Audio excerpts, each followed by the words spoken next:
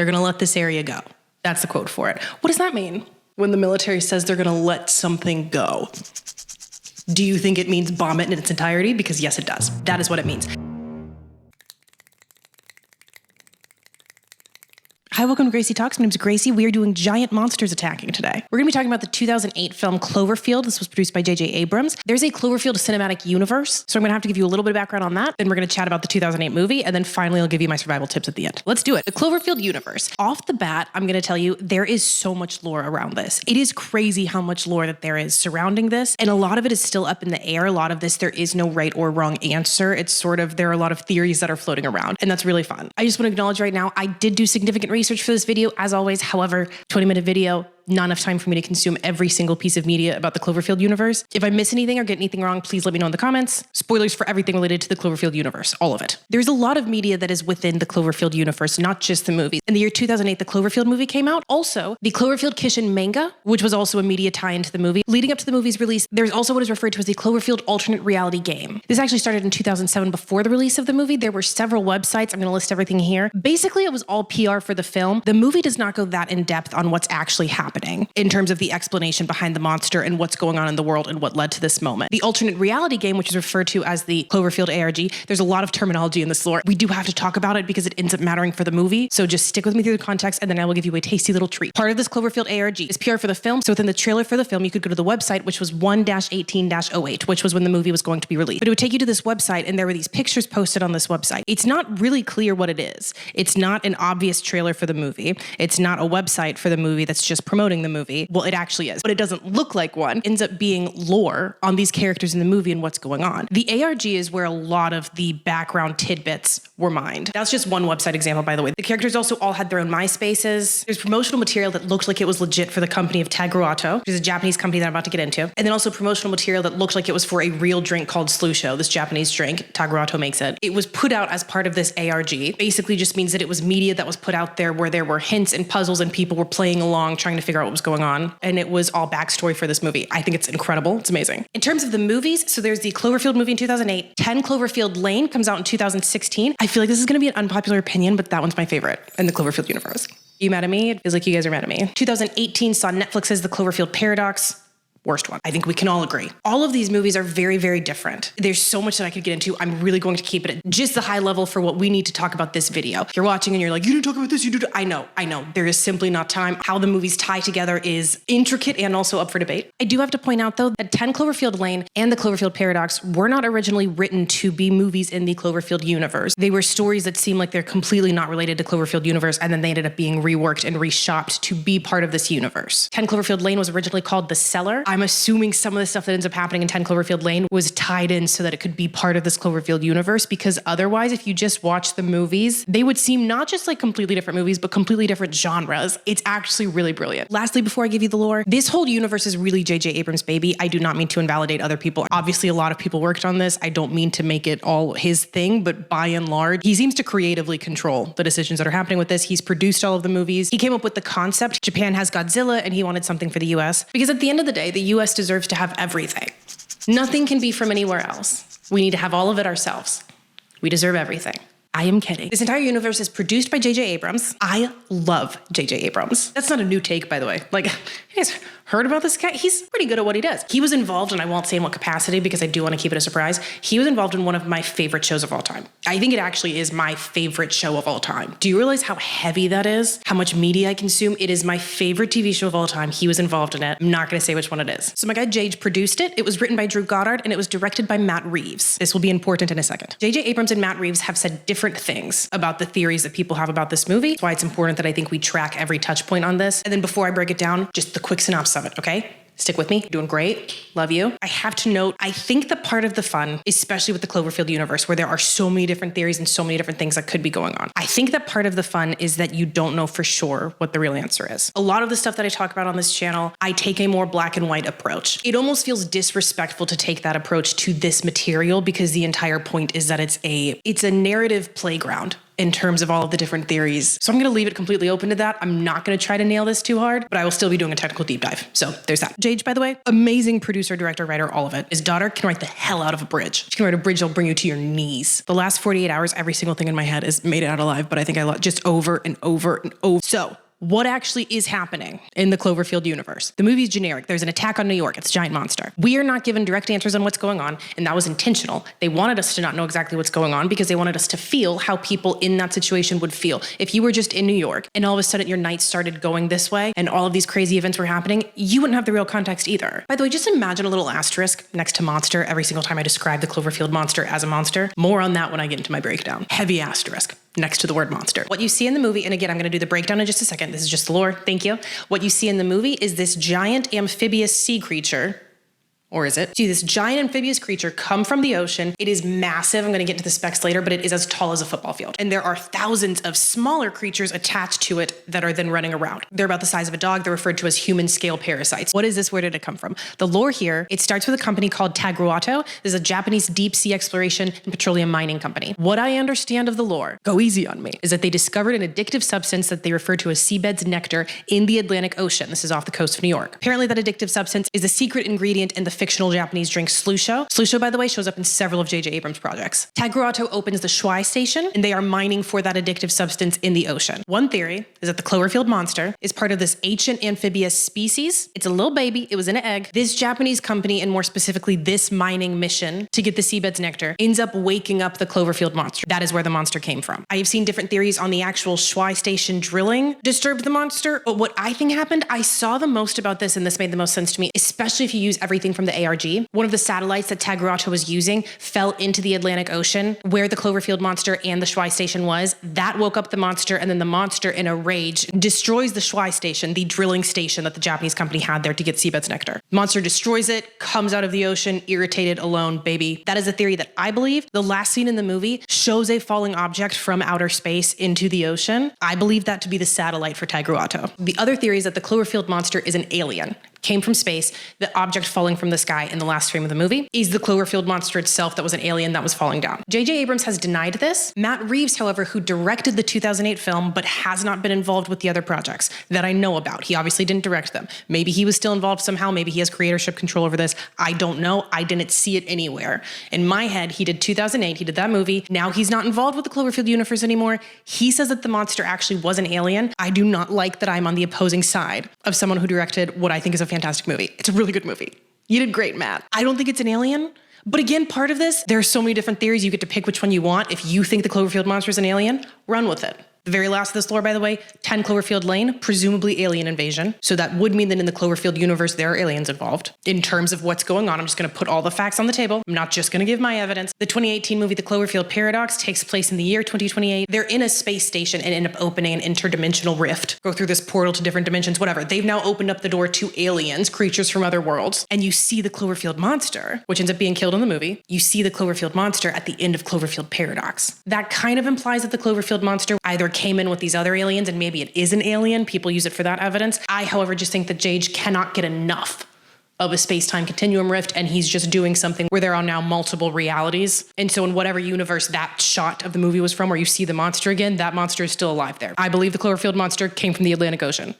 Fight me. Last note on this, there are debates on what is canon. Some people do not believe that stuff related to the ARG or the promo content or the manga should be considered canon. You take what you're given in the movies, and that's that. All right, so that's the context on what's going on. Thank you for making it with me through the lore. As a little treat, I'll give you something in return. I'm going to show you a picture of me after the haunted house that I went to this weekend.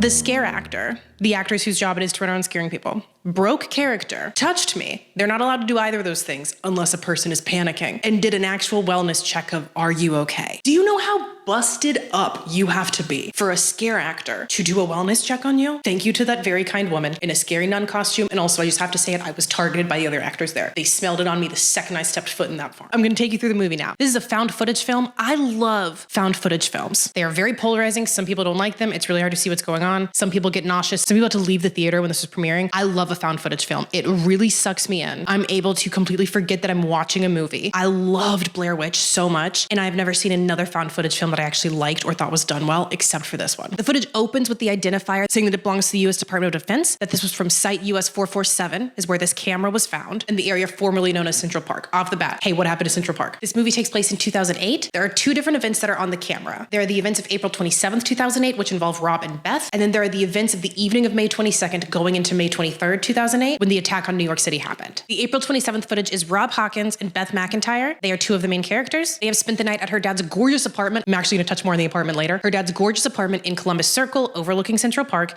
They have just hooked up. They are best friends, have been best friends their entire life. The hookup is a recent development, and they are going to go spend the day at Coney Island. Throughout the movie, it flips back and forth between the two footages because the May 22nd footage was filmed over the April 27th Coney Island footage, and so it keeps sort of flipping back and forth between them running around New York, people being decimated, and then Rob and Beth being lovey-dovey in Coney Island. The attack on the city takes place in about 6 hours, between midnight and then 6:42, which is when the events were decidedly put to an end. The night leading up to that, however, it is Rob Hawkins. It is his going away party. His brother Jason and Jason's girlfriend Lily are hosting him a surprise farewell party at their apartment in Lower Manhattan. Their friend Hud is tasked with going around the party, filming everything and getting everyone's testimonials to give him this little goodbye video. Beth shows up to the party with a date. We find out that from her perspective, Rob had ghosted her and she was heartbroken because she's in love with him, but Rob is also in love with her. We're not really sure why he didn't call her. I think it was maybe just an insecurity defense mechanism, that sort of thing, because he's devastated that she shows up with a date. He ends up basically bullying her in the date into leaving. He's also not making a move on her because he's just about to move. The going away party is because he just became vice president of his company and he has to move to Japan for the job. Where does he work? Taguato. The movie doesn't specify that. I know where he works. Hud is hitting on Marlena, played by Lizzie Kaplan. Marlena is really good friends with Lily. Hud likes Marlena. Jason and Lily are dating. Rob and Beth are in love but not together and currently fighting. There's a blackout at the party. They don't know what's going on. A news report comes on and says that an oil rig has capsized. What's actually going on here is this is the destruction of the Shuai station, the Japanese drilling station that's in the ocean. Whether or not the falling satellite woke up the monster and then the monster destroyed the station, or the station woke up the monster and then the monster ended up destroying it, either way, that station got destroyed,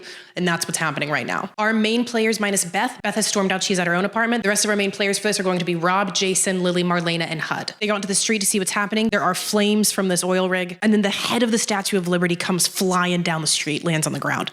Iconic shot, no notes. You can see the Woolworth building collapsing. Just keep that in your head in terms of location. They are somewhere where the Woolworth building is in sight in Lower Manhattan. At one point, the group hides in a store where they can see that it is an alive creature that is coming through. Marlena was still outside. They catch up with her. Marlena gives a 1,000-yard stare and says, "It was eating people." I'm not going to play any clips because I get copyrighted when I do. All I can do is show you the pictures, but this is really iconic because this is what ended up being used in a lot of the trailers. Just audio of panic and then Hud's voice saying it's still alive. And yet all I can do is show you this picture of a store. But regardless, that audio is used for a lot of the websites as well. Showing you on the map, our group is in Lower Manhattan. They are going to evacuate by taking the Brooklyn Bridge. We see EMTs, police officers, and just hordes of New Yorkers trying to make it over this bridge. Rob gets a call from Beth. She is stuck in her apartment and can't move. We don't know what's going on. Lily is helping Marlena, who had gotten a little bit injured when she was outside when the monster first came through. Lily and Marlena end up getting separated from Jason and Hud. Don't get left behind. In a slasher film, you're done. It's not really a slasher film, but don't get left behind. That's dumb. Cloverfield monster, boom, tail down, bridge destroyed. Jason is dead. I'm going to wait to address what the creature looks like when we get to the point in the movie where they see what the creature looks like for the first time. Hang with me. The bridge has collapsed. They are not going to be able to get out of Lower Manhattan. They have to find another way. People immediately start looting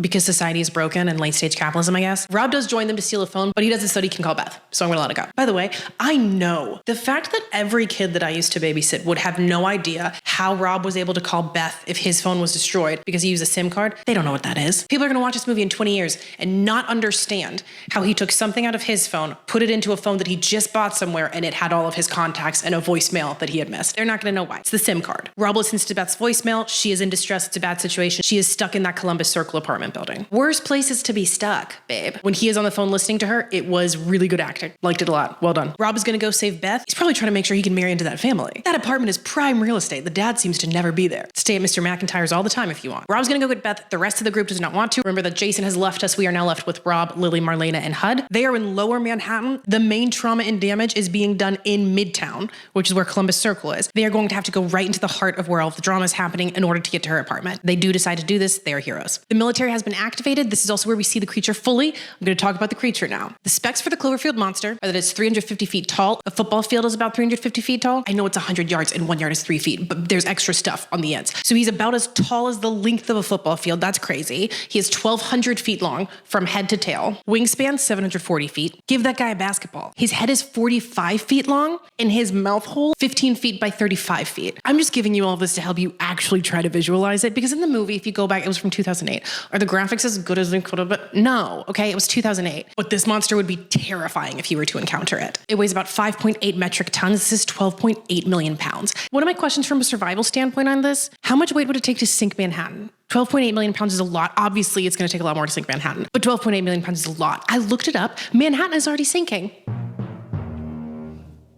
No one told me, not going to disclose my assassination coordinates, but I have a vested interest in that. The weight of all of the buildings in Manhattan, 1.68 trillion pounds. How much weight does it take to sink Manhattan? 1.68 trillion pounds. We found it. The monster is 12.8 million pounds, just for reference. There are thousands of smaller monsters coming. These are the human scale parasites that we talked about. They're about the size of a dog. They have 10 legs, 6 arachnid, double jointed limbs, 4 pincers. They are sneaky. They are agile. And if they bite you, you die within 20 to 40 minutes. There is a theory, don't know if it's true or not, that if you pour water on a bite from a parasite, it actually speeds up the degenerative process of the bite killing you. So it's not just the big monster that's an issue. It's going to be all of these little parasites. That comes into play later. The monster actually isn't named in the movie. The military refers to it as the large scale aggressor. So it's the LSA. The production company ended up referring to it as Clover. And then there are fans that call it Clovey, of which I am one. It's Clovey. And the monster's a good boy. And I'll tell you why. Matt Reeves and JJ Abrams, although they've said opposing things when it comes to the origin, they both have said that the point is that it is this giant creature, but at the end of the day, it's actually just a baby throwing a fit. It's experiencing separation anxiety. It doesn't know where its mother is. It's giant. It is a species that could kill us all. But in concept, it doesn't have to necessarily be a threat to us. It's just a baby having a fit. And we failed it.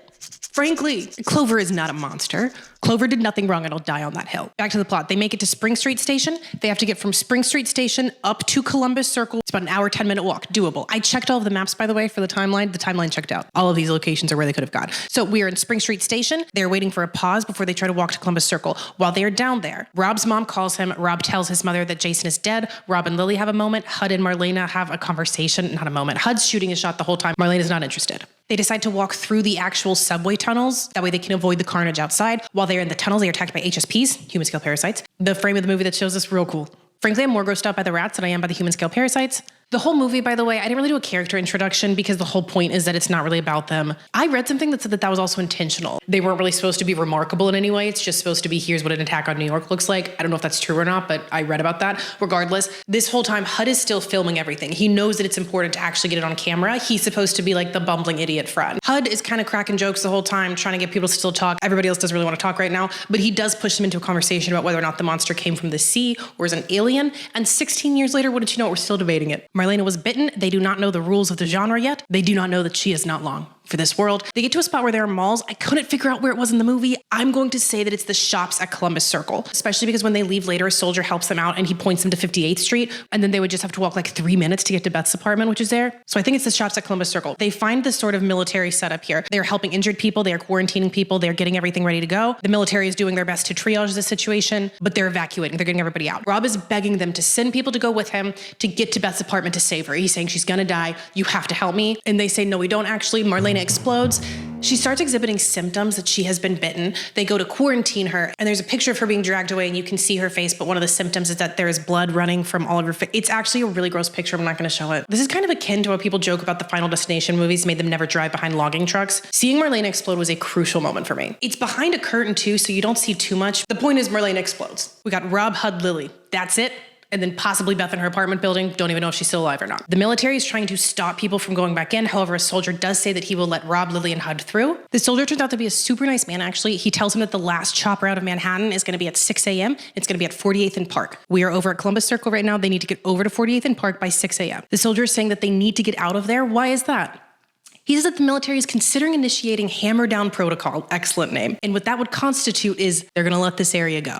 That's the quote for it. What does that mean?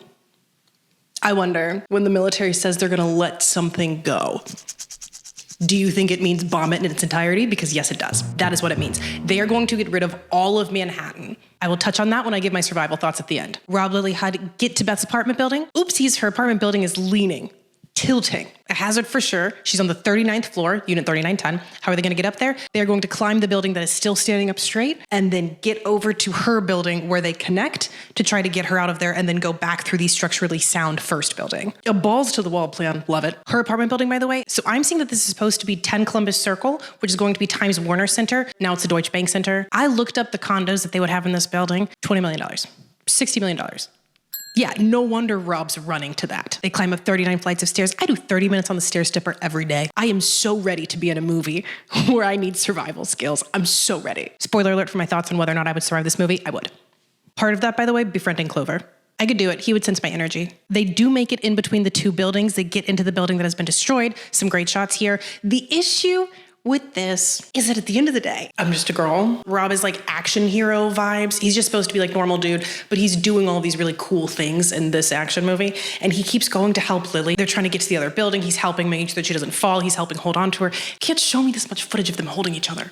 I'm gonna start shipping them. I did it. I held off and I ended up being glad that I did. I'll touch on that later. They find Beth in her apartment building. She is stuck there. This photo is very carefully cropped. There is a piece of rebar. There's a pipe right through her shoulder. She is fully impaled on it. They unstick her. They rip her off of it. One thing that I really liked about this scene, Rob gets to her. She first opens her eyes and you can tell that she's out of it. And she's like, oh, you came.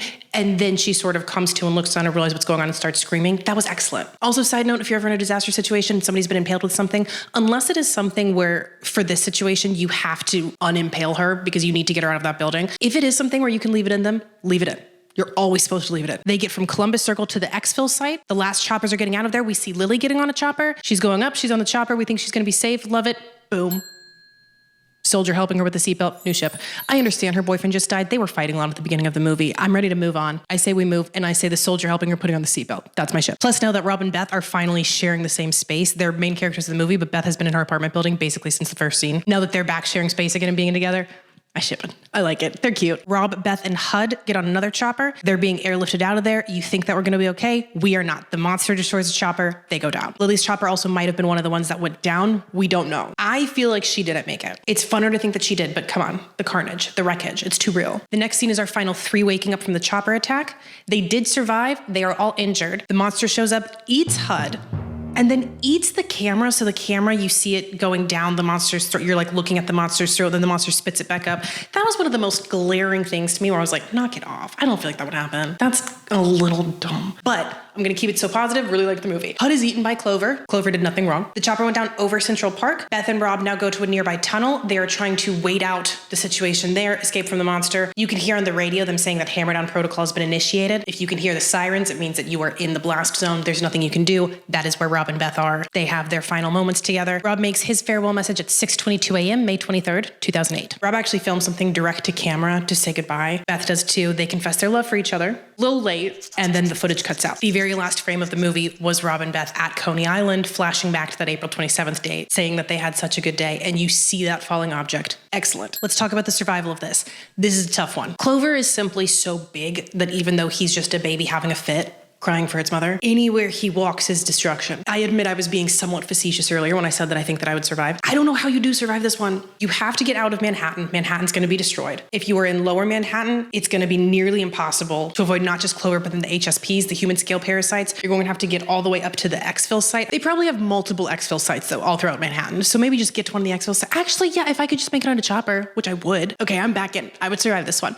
So the plan with this one is if you cannot get to an exfil site, that's plan one. If you cannot get to an exfil site, they started out in lower Manhattan, Brooklyn Bridge was destroyed. Worst case scenario, could you swim? I think no, because it's a sea creature. We don't know what's in the ocean. Also, the oil rig has exploded down there. I'm just throwing out the options, but I don't think swimming is gonna be an option. So I think for sure make it to a chopper. My route, befriending Clover. Probably ride its back like a horse or a dragon. I see that for me, but it's a choose your own adventure. I feel like the military kind of flopped with destroying all of Manhattan. I have come around to it in between watching the movie, doing research, and then now standing here filming this. What I wanted to happen happen was for them to simply lure Clover back into the ocean, let him be with his mother. He came from the ocean, let him go back to the ocean. Get him out of Manhattan, I understand that. Can you lure him? It's a little baby. Lure him with something.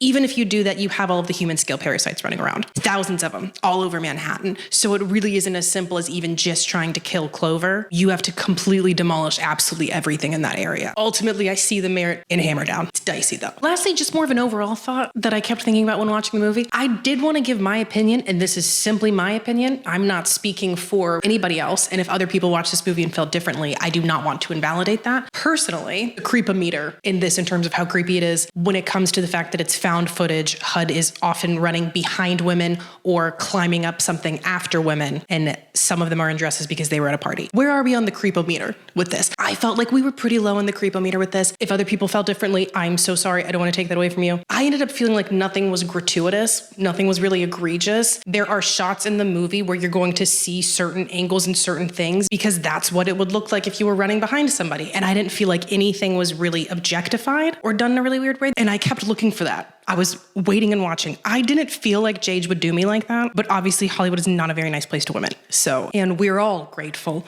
that a director whose name rhymes with Schmeichel Schmey couldn't get his grubby little hands anywhere on this because you know those shots would have been gratuitous. It would have been fucked up. Anyway, I ended up feeling okay about the creep-o-meter on that. Clover does die in this movie. There is something at the end of the movie. There's an audio that plays, and if you play it backwards, it says it's still alive. I believe this is a callback to the earlier footage and to all of the marketing for the movie. JJ Abrams confirmed that the monster is dead. But again, so much of this stuff, it's like, who knows? We know that Clover is still with us after the events of Cloverfield Paradox, the 2018 movie that takes place in 2028, after opening up a tear in the fabric of the universe. Got all that? Was that clear? At the end of this movie, the events of this movie, it is believed that Clover, all of the parasites, all of Manhattan, gone. That brings me to the end. If you're here, thank you for being here. Thank you for watching. I'm going to give you my housekeeping stuff now at the end for anybody who's here. New microphone. If this still doesn't sound good, send help. I swear to you, I will figure it out. Love you, bye.